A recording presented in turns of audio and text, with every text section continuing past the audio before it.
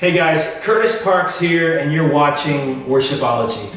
Well, today I want to talk about something that I think everybody encounters in ministry at some point or another. Whether you've been leading worship for 5, 10, or 20 plus years like myself, you're eventually going to get caught by the trap of going through the motions, aka AutoPilot. It's something that just gets the best of us. AutoPilot is one of those things where instead of challenging yourself to be your best, you settle for the easiest. Maybe there's a song that you know really fits the message for that weekend amazingly, but it would take a little bit of extra time and energy teaching your band a new song and teaching your congregation a new song on Sunday. So you settle for something that's just in the default bank, something that your band knows front to back and your congregation has sung 100 times. AutoPilot could also look like in your day-to-day ministry, maybe somebody on your team texts you with a real-life problem, and instead of meeting them one-on-one for coffee, you just send a simple text back out of convenience and ease. AutoPilot has 100 different ways of manifesting, and honestly what it comes down to is just your heart.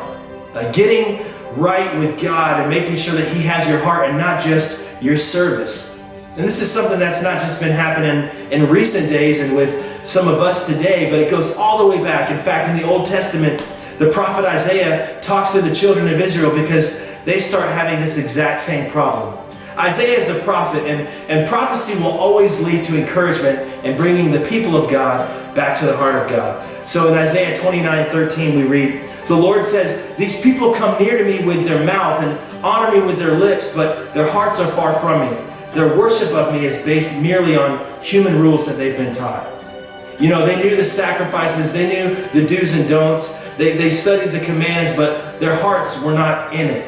Jesus echoes these same exact words later on in Matthew chapter 15 to His disciples and to the people of that day and age. It was always about the heart, not just the service. Because God knows when He has your heart, He'll get your service. So how do you keep your heart pure and how do you keep your heart in it? Well, you got to spend time with the Father. Every day that I wake up, if I spend time in the Word and spend time listening to worship music and praying, my day goes so much more smoothly than when I wake up and go right at it. And I don't spend any time in the Father's presence. I'm a lot more angry, I'm a lot shorter with my wife and kids, and I don't sense the nearness of God like I do if I spend time with Him. Hey, if Jesus had to get away from the crowds in ministry and spend time alone with His Father, what makes us think that we're any different? So I hope this encourages you. Make sure that your heart is above your service. Make sure that you spend time with the Father every single morning, and that will fill you up. And when you're always being filled up, you'll never run out of something to pour out. Thanks for watching.